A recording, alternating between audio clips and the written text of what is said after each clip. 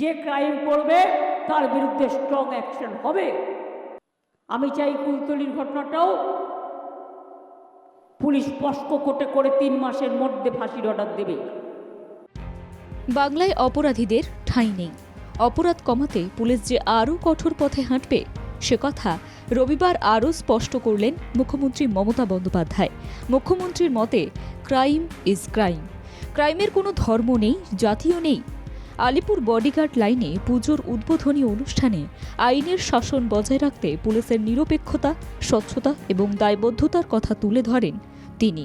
বাঙালির সেরা উৎসব হোক বা নারী নিরাপত্তায়, বাংলার রক্ষকরা যে অতন্দ্র প্রহরীর ভূমিকা পালন করেন সেই তথ্য উঠে আসে মুখ্যমন্ত্রীর কথায়। তার মতে পুজোর সময় পুলিশ কর্মীরা অক্লান্ত পরিশ্রম করেন। সরকার পুলিশ বাহিনীর পাশে থাকবে।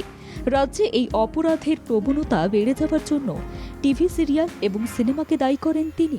যত টিভিতে সিরিয়াল দেখানো হবে ততই ক্রাইম বাড়বে। আরজিকর আবহের মধ্যে কুলতলিতে নাবালিকাকে নির্যাতন ও খুনের নৃশংস ঘটনা ঘটেছে। সে বিষয়ে মুখ খোলেন মুখ্যমন্ত্রী। তার কড়া বার্তা, রাজ্যে 3টি অপরাধে ফাঁসির সাজা দেওয়া হয়েছে। কুলতলির ঘটনাতেও পুলিশ পক্সো আইনে 3 মাসের মধ্যে ফাঁসির সাজা দেবে। বাংলার সরকার এই সমাজ ব্যাধি দূর করার জন্য নানাভাবে প্রচার চালাচ্ছে। পদক্ষেপ হচ্ছে কঠোর। তবুও যারা বাংলার বদনাম করার চেষ্টা করছে তাদের ছেড়ে কথা বলা হবে না বলেও স্পষ্ট করে দেন তিনি।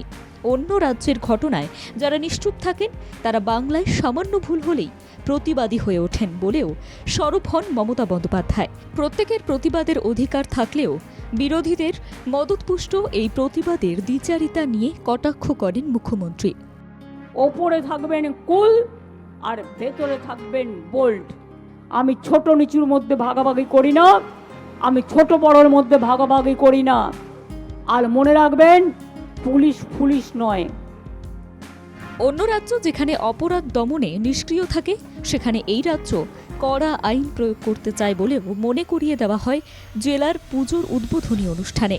উল্লেখ্য, সম্প্রতি রাজ্য বিধানসভায় ধর্ষণ নিয়ন্ত্রণে কঠোর বিল পাশ করা হয়েছে। ফাঁসির মতো কঠোর শাস্তির বিধান রয়েছে উইমেন অ্যান্ড চাইল্ড বিল 2024-এ।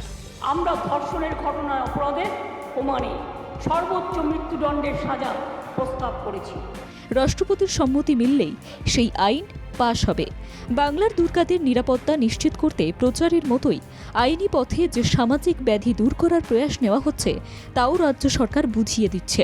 আর কড়া অ্যাকশনের মাধ্যমে অপরাধ দমনের কথা উল্লেখ করার পাশাপাশি সোশ্যাল মিডিয়ায় ফেক ভিডিওর বিরুদ্ধে সোচ্চার হন তিনি।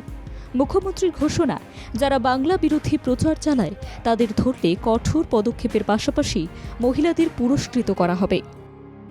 তারাই আজকে এদের মদত দিয়ে চলে যারা সাইবার ক্রাইম করে।